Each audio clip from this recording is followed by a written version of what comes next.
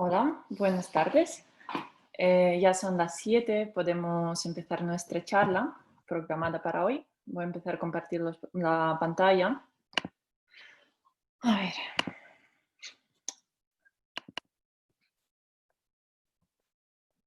a ver, vale. Bueno, buenas tardes a todos. Mi nombre es Polina, soy Polina Podgorецкая, soy historiadora del arte y hoy tengo el placer de presentarles el ciclo de conferencias sobre coleccionismo ruso que tenemos programado para estas 2 semanas. Vamos a hablar sobre coleccionismo ruso, hoy vamos a hablar sobre el coleccionismo ruso, el inicial, el origen de esta actividad. Vamos a contar un poco sobre la historia pues del medievo y nos enfocaremos sobre todo en la segunda mitad del siglo XIX.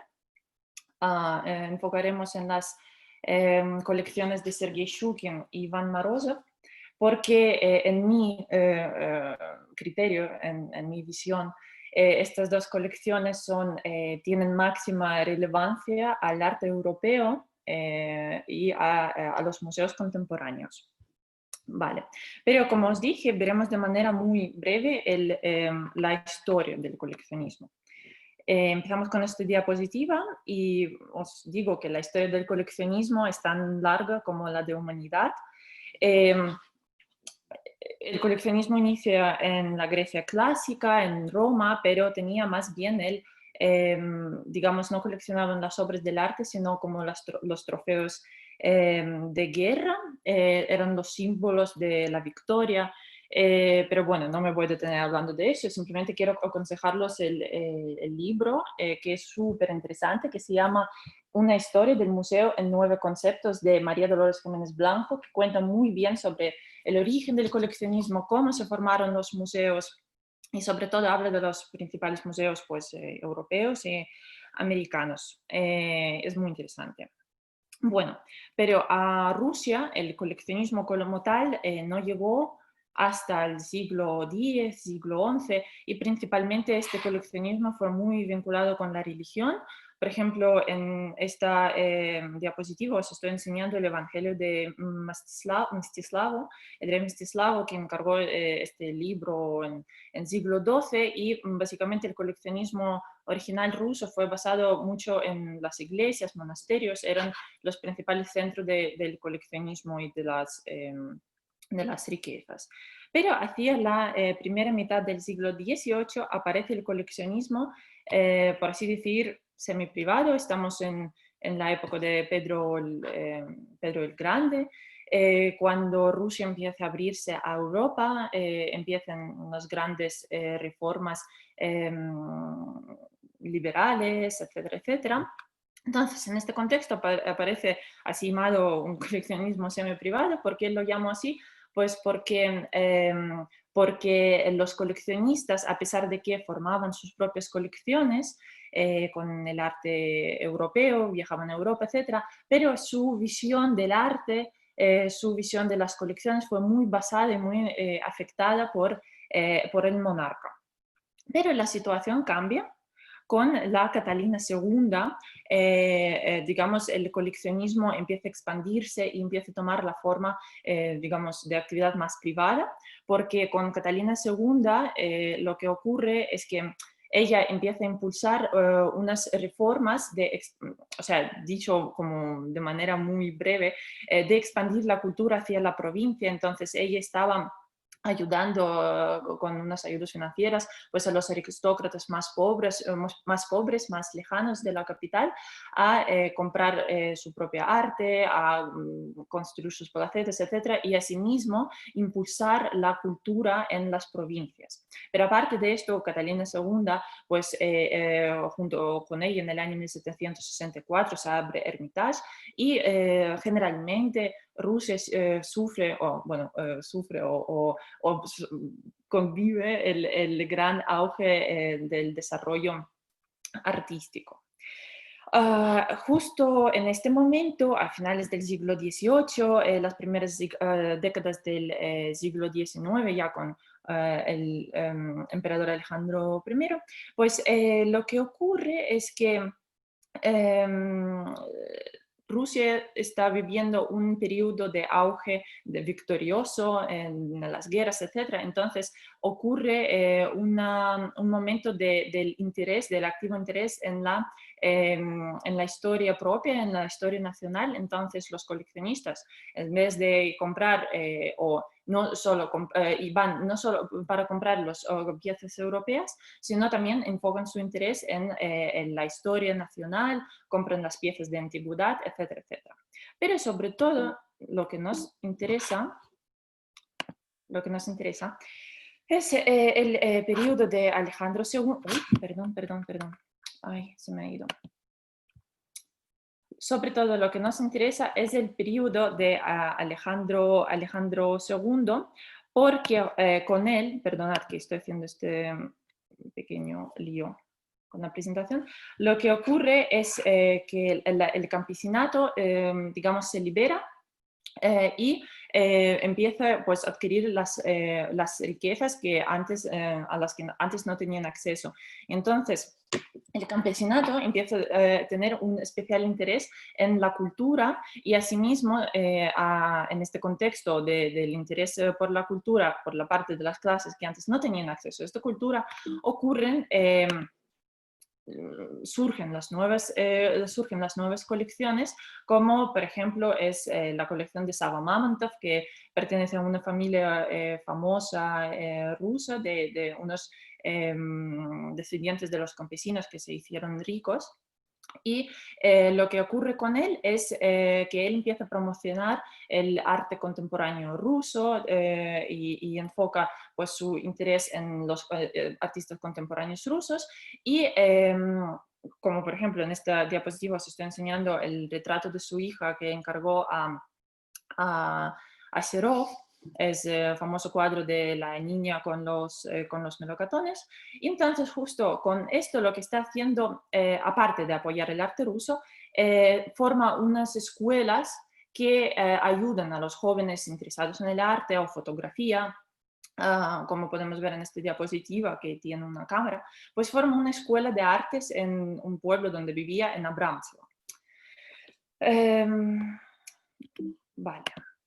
Entonces, como os dije en este muy breve contexto histórico, podemos resumir que el coleccionismo ruso se basa en la ilustración, europeización, identidad nacional y liberalización, ¿vale? Entonces, estando en este contexto, ya a segunda mitad del siglo XIX surgen las principales colecciones y los primeros museos del arte ruso contemporáneo, como por ejemplo es la Galería Tretiakov. Pero lo que sobre todo nos interesa hablar hoy es sobre los coleccionistas Shukin y Morozov. ¿Por qué he elegido a estos coleccionistas? Porque pues, me parecen muy interesantes en el contexto europeo, porque, como os dije, Sava Mamontov o Piotr Tretiakov, lo que estaban haciendo, Pavel Tretiakov, lo que hacían estos coleccionistas es sobre todo promocionar el arte ruso. La gente en Rusia, los coleccionistas en Rusia, no se fijaban mucho en el arte europeo, quizás por su lejanía o porque era muy incomprensible. Pero lo que ocurre con Shukin y Morozov, vemos a Morozov arriba y a Shukin abajo, son sus retratos.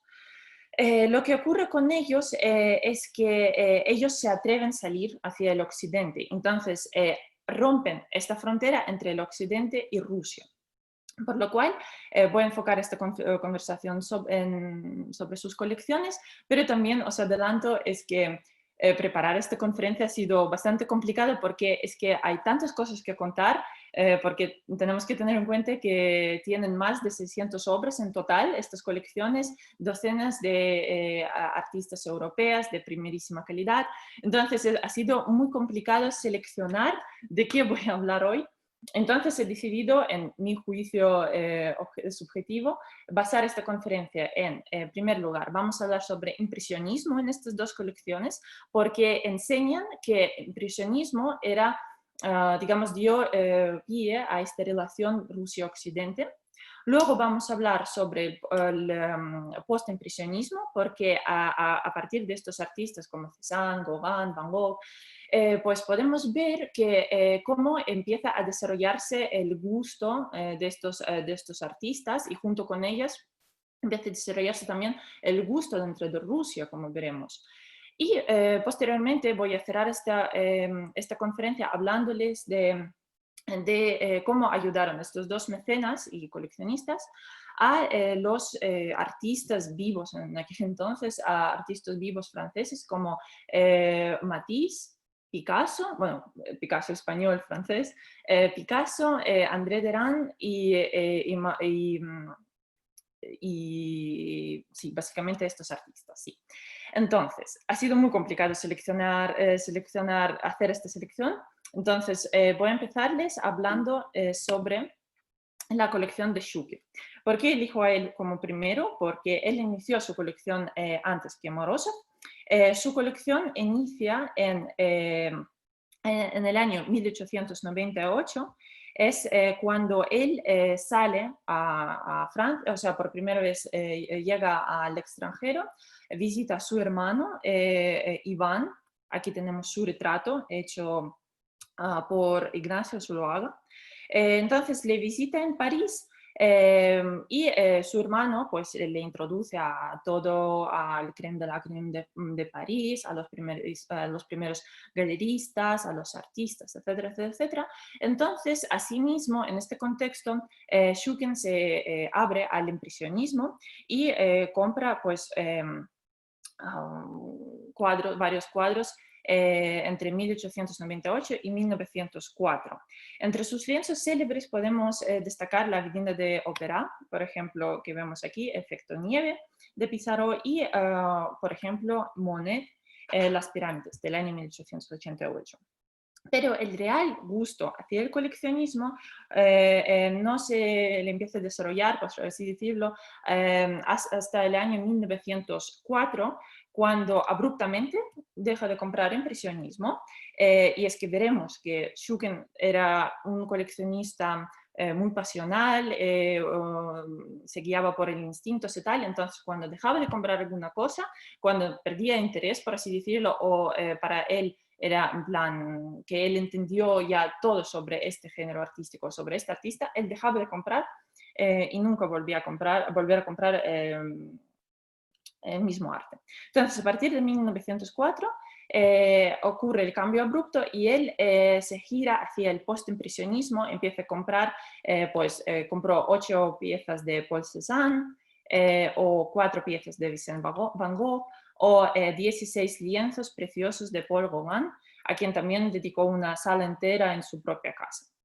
Y luego, después de, digamos, estos 5 años de postimpresionismo, de repente se enamora de Matisse, compra compra y encarga en total 37 lienzos a este pintor, y básicamente mantuvo la relación con él desde 1906, cuando le conoció por primera vez, hasta el inicio de pues, la Primera Guerra Mundial.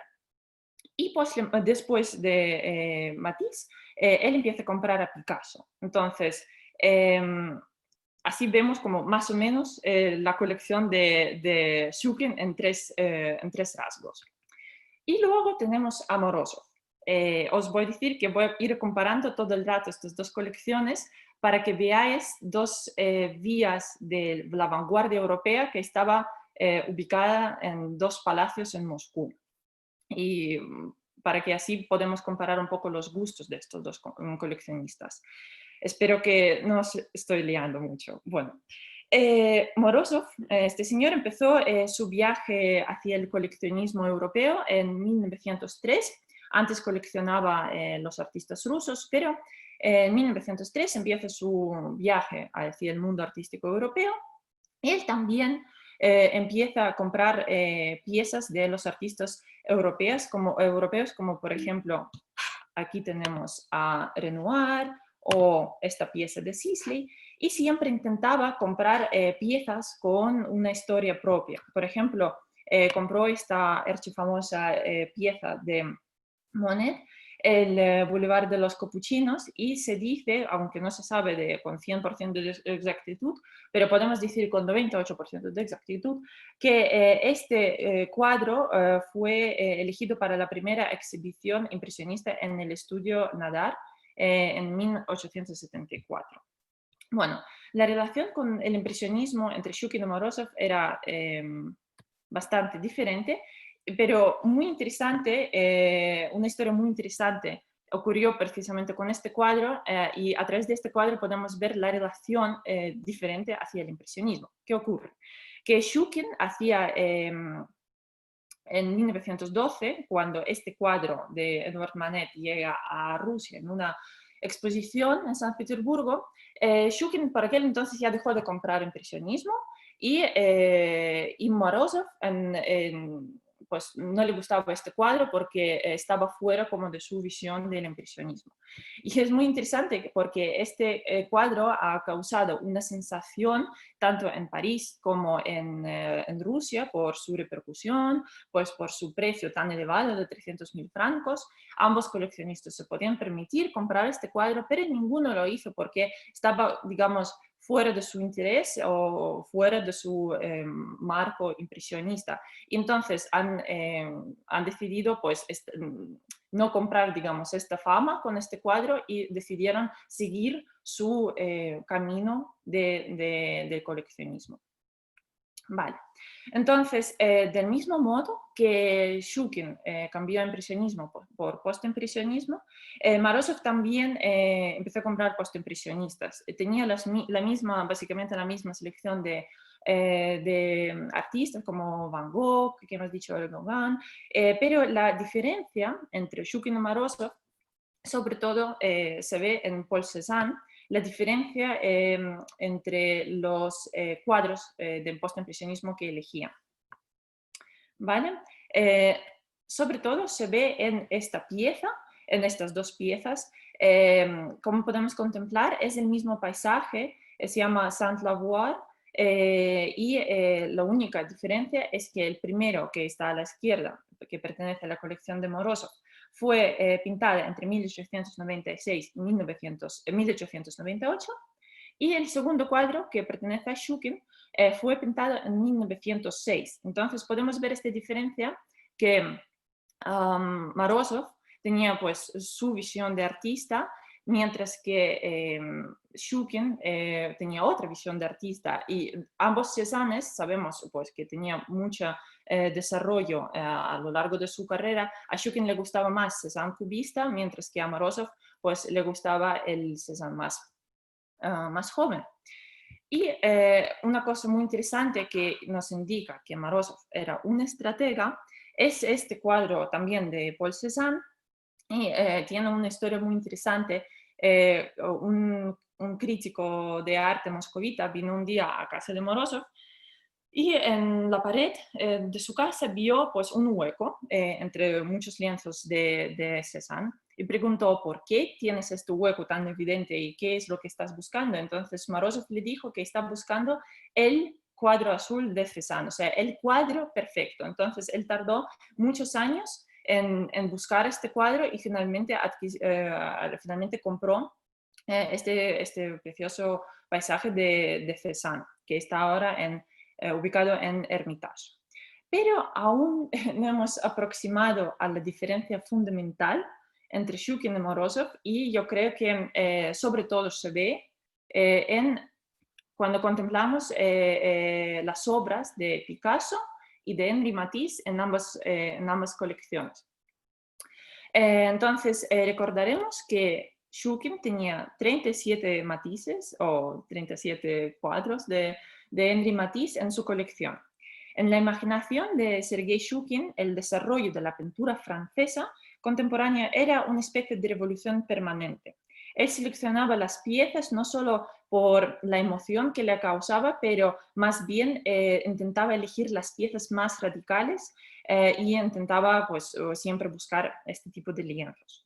Cuando él empezó a coleccionar a Matisse, el principal criterio que le gustó en este pintor es una extrema sencillez, casi, bueno, no puedo decir minimalismo, pero sencillez máxima sencillez en sus lienzos. ¿Y cómo ocurre el encuentro con Matisse? Pues ocurre en uno de los viajes que hizo Shukin por Europa. Él tenía mucho vínculo con Alemania por su padre, entonces viajó a Alemania, a la ciudad Essen, y conoció a Karl Ernst Osthaus, quien fue el fundador del, casi podemos decir, primer museo de arte contemporáneo, en Europa al menos, el Museo de Folkwang.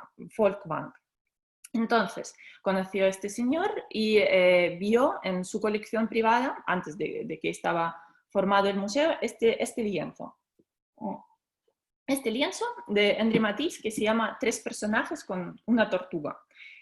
O sea, tenemos que entender que era el año 1907, una cosa absolutamente, o sea, ver este lienzo era una situación absolutamente incomprensible, porque Henri Matisse está usando unas técnicas que para una visión de persona del momento no eran comprensibles. Está usando unos colores muy básicos, son unas figuras andróginas, no se entiende qué es lo que está pasando en este cuadro, pero precisamente este misterio y esta sencillez que podemos contemplar en este lienzo es lo que atrajo a Shukin en primer instante. Entonces, él quiso, lo primero que quiso hacer es conocer al artista y encargarle una copia de este lienzo. Y entonces, gracias a alemán Osthausen, pues empezaron a tener una conversación por cartas, y Matisse le dijo que no iba a hacer una copia de sus piezas,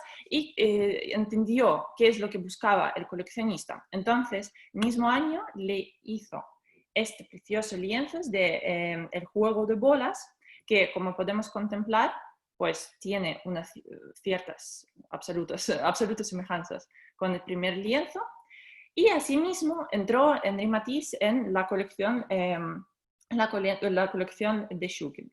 Después de este lienzo habían otros lienzos. El siguiente era La habitación roja, que tenemos a la izquierda, luego La conversación y, por supuesto, el famoso díptico de estos paneles decorativos que se llama el baile y la música. Este díptico decorativo fue el encargo personal de Sergei Shukin para la escalera de su palacio en Moscú. Escalera en cada casa es un espacio muy interesante porque si pensamos, es un espacio semi-privado que cuando tú entres en casa de una persona, tú ves lo primero que ves son estos cuadros, es autorretrato, digamos, del coleccionista, pero al mismo tiempo tú no puedes entrar a su casa, no puedes subir a estas escaleras sin que te inviten. Es un espacio muy interesante, muy simbólico dentro de la casa. Entonces le encarga este díptico.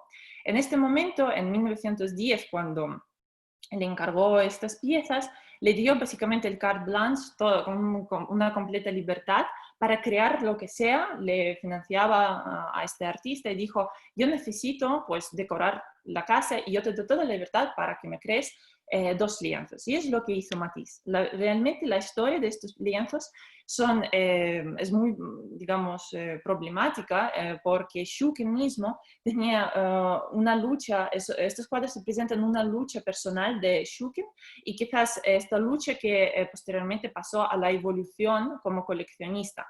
¿Por qué? Pues cuando Shukin viajó a París para ver finalmente estos lienzos cuando estaban terminados, se quedó absolutamente sin palabras, no sabía qué decir, estaba en shock, y en shock básicamente negativo, porque no es lo que estaba esperando. Era demasiado revolucionario incluso para Shukin, era demasiado llamativo, demasiado excéntrico.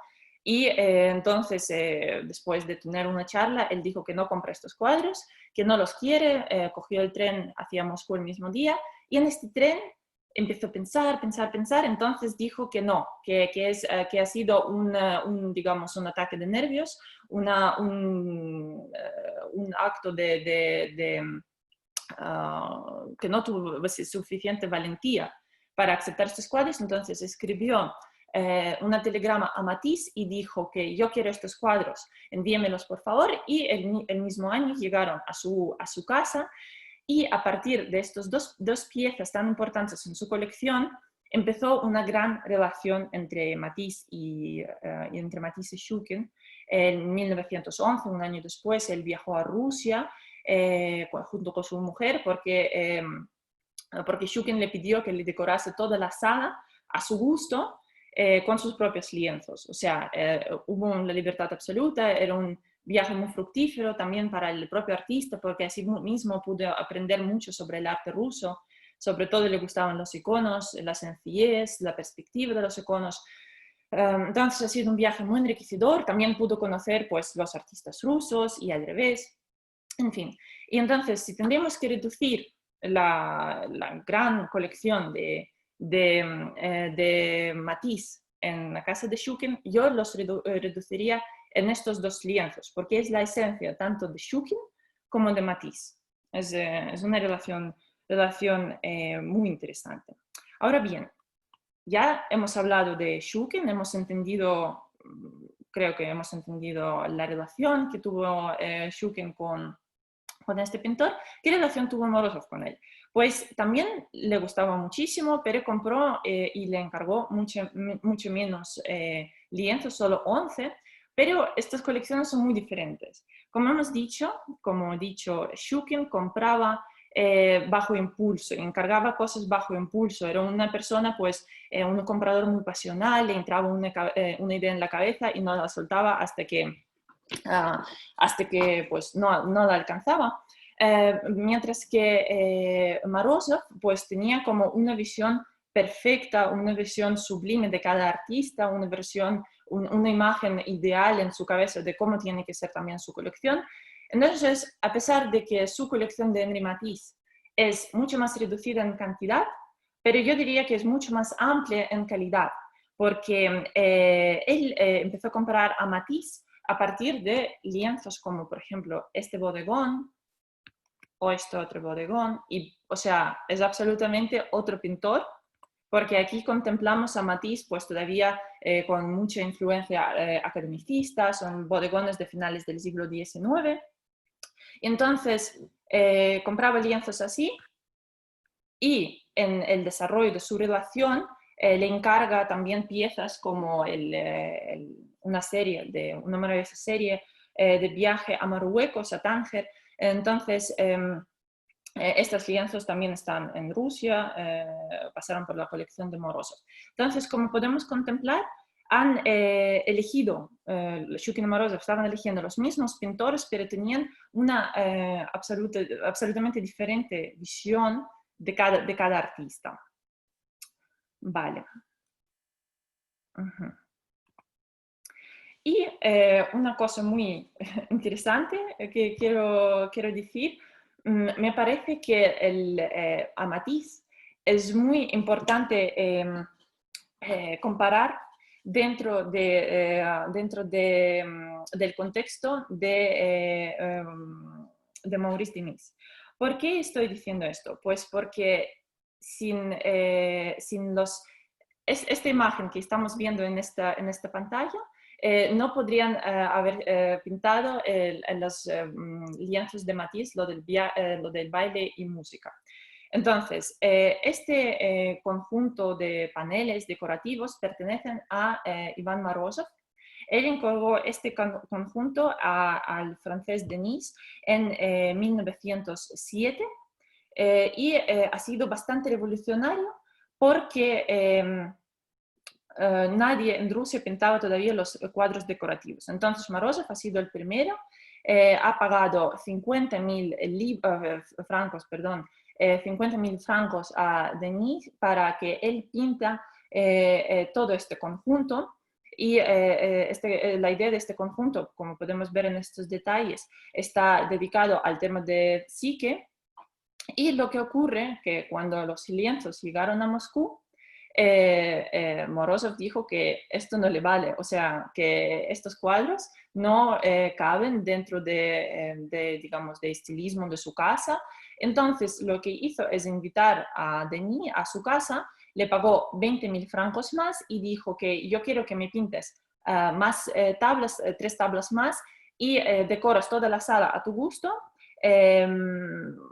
tal como te siente mejor, para que pues, toda esta obra fue una obra total.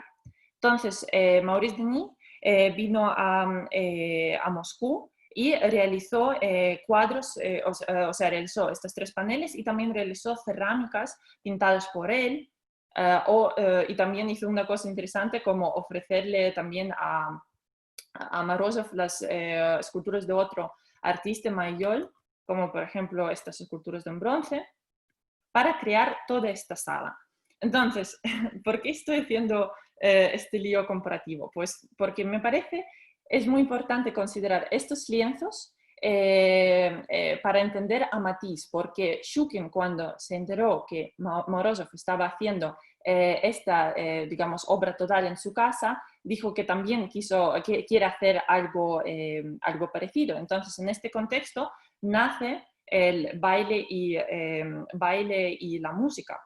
Y es muy curioso considerar que, o sea, en primera vista, este arte de Denis es como una vanguardia bastante comestible, por así decirlo, entendible, figurativa, pero cuando vemos a esta respuesta, a esta sala de Morozov, vemos otro tipo de vanguardia que estaba ocurriendo en otro palacete en Moscú. Espero que me estoy aclarando en estas comparaciones que me estoy haciendo.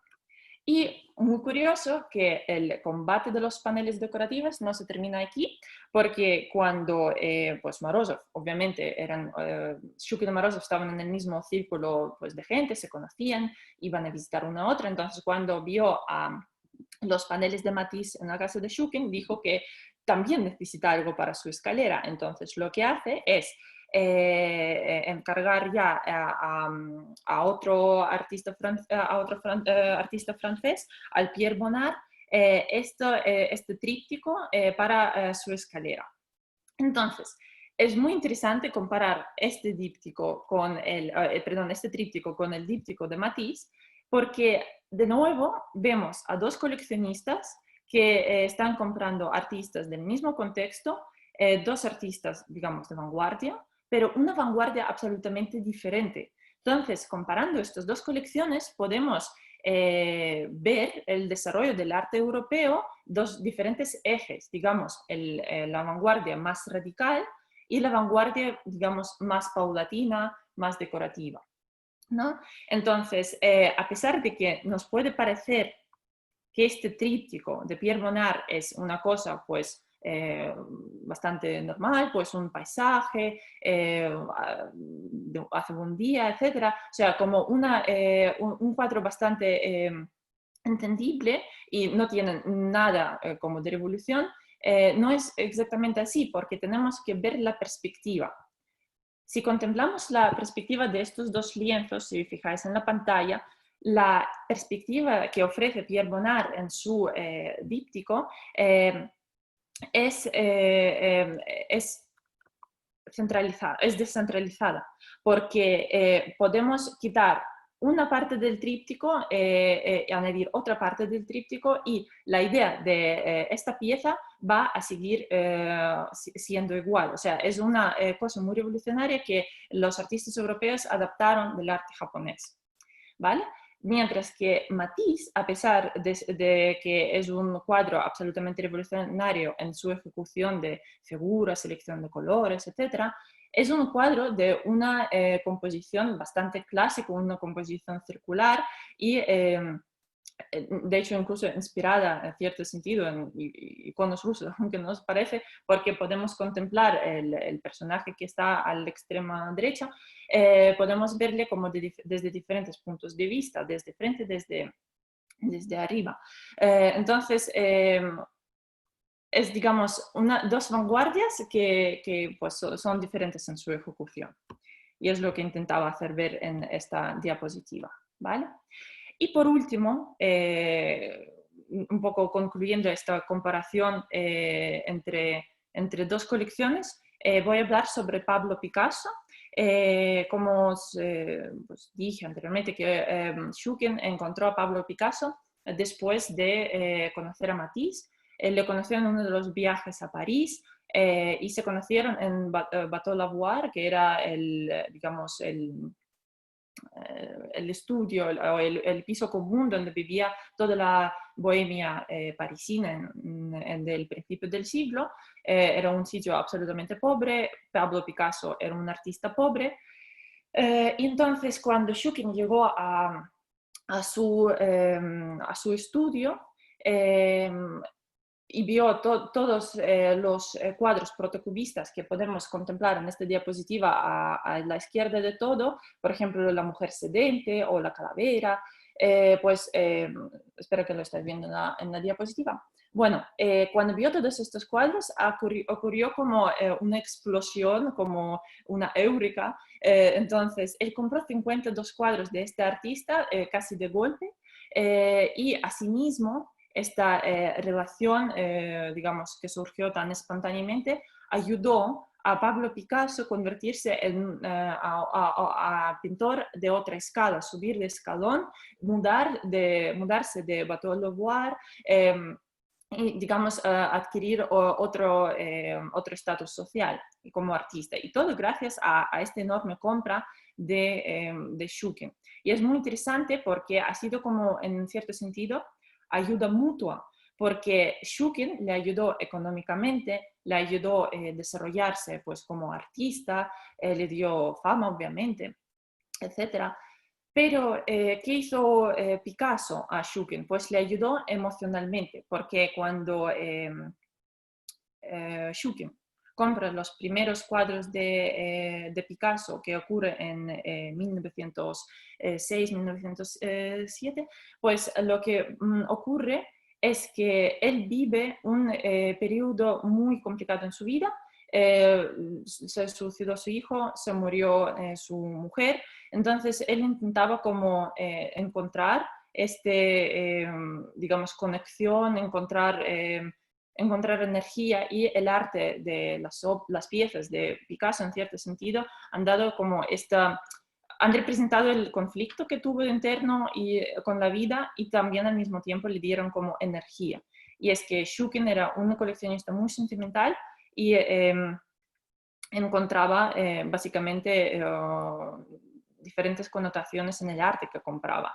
A su vez, esta gran compra supuso un gran desarrollo para digamos, el círculo artístico en Rusia, porque la casa de Shukin fue abierta desde 1909, fue abierta al público. Entonces, cuando los artistas jóvenes rusos entraban a su casa, podían pasar ahí horas estudiando pues, las composiciones, pintando, etc. Entonces pudieron conocer el mejor arte europeo sin ser aún reconocido como tal. Podían aprender de él sin salir siquiera de su ciudad. Vale, ¿qué ocurre con Picasso y con Morozov? Pues él compró solo 3 cuadros, pero también es muy interesante porque, como vemos, Shukin compró de golpe muchísimos cuadros bajo una emoción muy fuerte, mientras que Morozov compraba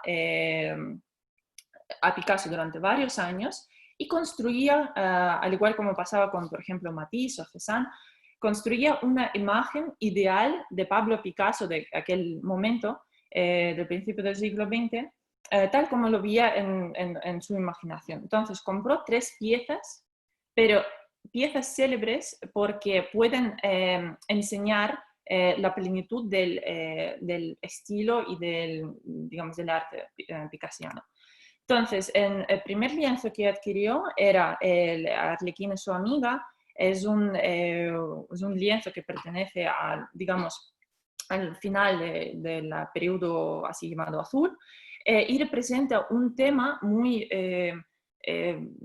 presente en Picasso joven, que es la crisis existencial y la crisis como el artista no comprendido, el artista que vive una vida dura luchando por digamos, por la verdad de su arte. ¿Vale? Y siguiente pieza que compró ya pertenece a otro periodo importante en la carrera de Picasso, que es el periodo rosa, y esta pieza es La chica en la esfera, comprada en la galería Kahnweiler, nunca sé bien cómo pronunciarlo, Kahnweiler, en el 1913. Este lienzo pues tiene mucha historia porque estaba también la colección de Gertrude Stein, que es una gran amante de Pablo Picasso. Luego ella lo vendió a Daniel Kahnweiler, que era uno de los principales marchantes de Picasso y principalmente de cubismo en París. Entonces, bueno, compró esta pieza de periodo rosso que nos habla un poco sobre el equilibrio universal, una pieza pues muy famosa, muy importante en la carrera de Picasso, y culminó, digamos, su visión de Picasso con este cuadro esencial para entender el cubismo analítico, que es el retrato de Vollard, se llama Ambroise Vollard.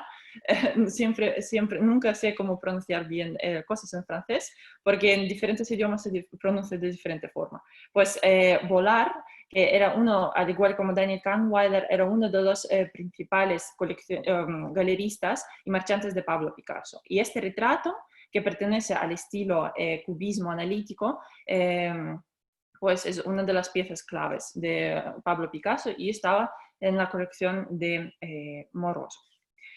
Bueno, entonces, ya estoy llegando a la conclusión de esta conferencia. ¿Qué hemos entendido en la conferencia de hoy? Que tenemos dos grandes coleccionistas rusos que han afectado, que su presencia en Europa ha afectado drásticamente el desarrollo del arte europeo, pero también el arte en Rusia. Sabemos que pues, Shukin ayudó a la vida de Pablo Picasso, le subió, digamos, a otro nivel artístico. Del mismo modo le ayudó a Henri Matisse, promocionándole en cierto sentido en Rusia y también convirtiéndole de un pintor pobre, básicamente un pintor que daba clases de académicos, de dibujo y tal, le convirtió en un artista de primera escala. Y lo mismo hizo Morozov.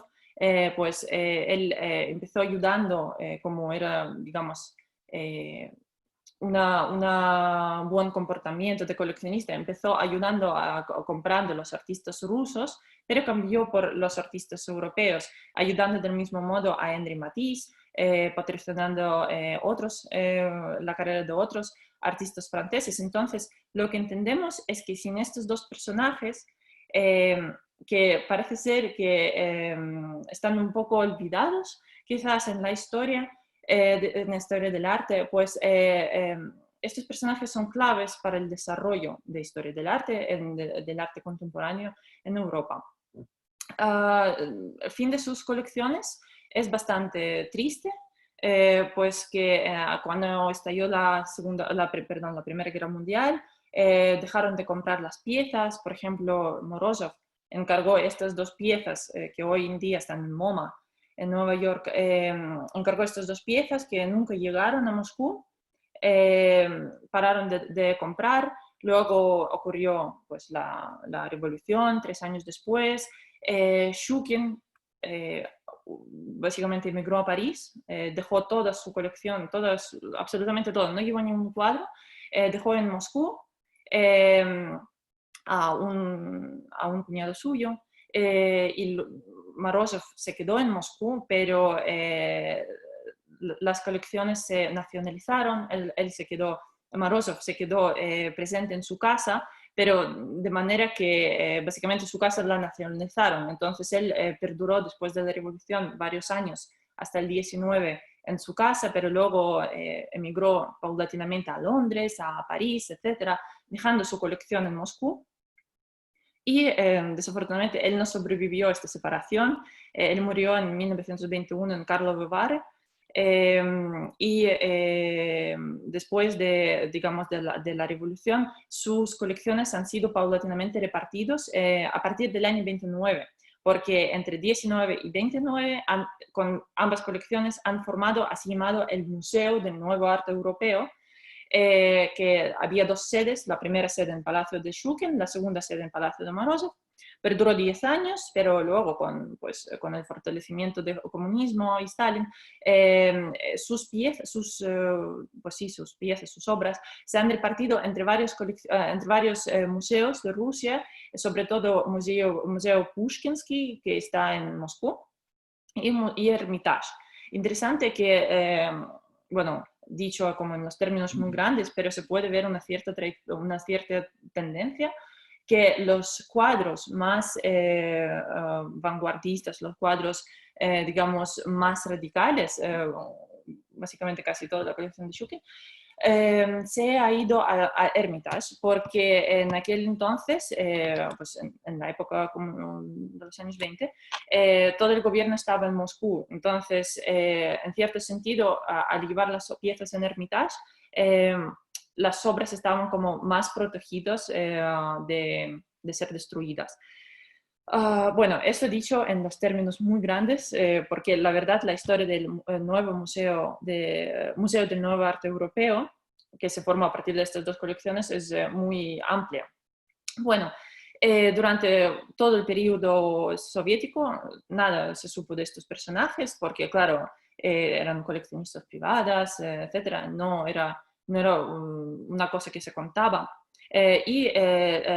Paulatinamente, después de la muerte de Stalin, sus piezas empezaron a subir a las salas de los museos porque estaban en el almacén. Y luego solo a partir de los finales de los 80, ya más bien en los años 90, los nombres de Iván Morozov y Sergei Shukin empezaron a aparecer de nuevo en los museos y en la historia del arte ruso y europeo, pero hasta entonces no se supo nada de ellos. Bueno, y quiero culminar diciéndoles que, bueno, no tenéis que viajar a Rusia, o no siempre tenéis que viajar a Rusia para ver estas piezas, aunque siempre es bueno viajar. Bueno, que en Madrid, por ejemplo, en el catálogo de esta exposición se puede leer pues una información, unos artículos sobre las colecciones de Shukin y Morozov, porque esta exposición estaba contando sobre el desarrollo del arte ruso y cómo estas dos colecciones de Shukin y Morozov que vimos hoy han afectado al desarrollo pues, del arte en Rusia. Y otra cosa interesante es que en la fundación de Louis Vuitton, hace pues ya 3 años, ¿no? Han hecho una exposición, digamos, monoexposición de la colección de Shukin. La verdad no tuve la oportunidad de ir, pero el catálogo de esta exposición es asombroso porque se puede contemplar pues, casi todas las piezas de este coleccionista. Los comisarios de esta exposición han intentado traer casi todas las piezas que pudieron de su colección, y el catálogo, que se puede comprar tranquilamente tanto en francés como en inglés, tiene una gran cantidad de información sobre Sergei Shukin y su familia y su colección. Y tengo una pequeña sorpresa, que en el 2021, en febrero, va a celebrar el mismo tipo de exposición de la colección de Morozov en la misma fundación de Louis Vuitton. Bueno, esperamos que podemos ir. Yo ya me estoy mirando la verdad, los billetes para ir a visitar esta gran exposición. La verdad, esto va a ser un evento del año 2021. Bueno, yo he terminado por hoy. Espero que os he aclarado el mensaje que quería llevar a través de esta conferencia, enseñar el desarrollo del arte europeo a través de dos colecciones. Y yo tengo entendido que se puede hacer preguntas en los comentarios de esta charla. Em, a ver, voy a ver cómo se puede hacer.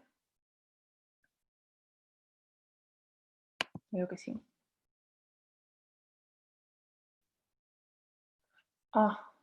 Pues no hay preguntas. Bueno, no sé, igual podemos esperar un rato más para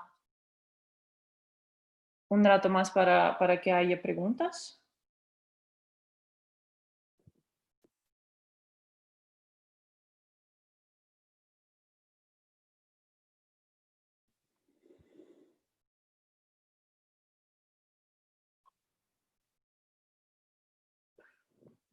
Mm.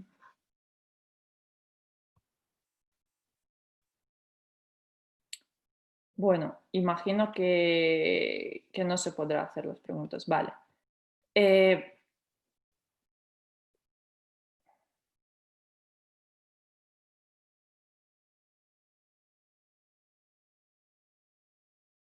Ujú. Bueno, si os he quedado algo por saber, si queréis preguntarme algo, podéis encontrarme en Instagram y con mucho placer os voy a contestar. Así que muchas gracias por participar y compartir esta tarde conmigo. Hasta luego. A ver.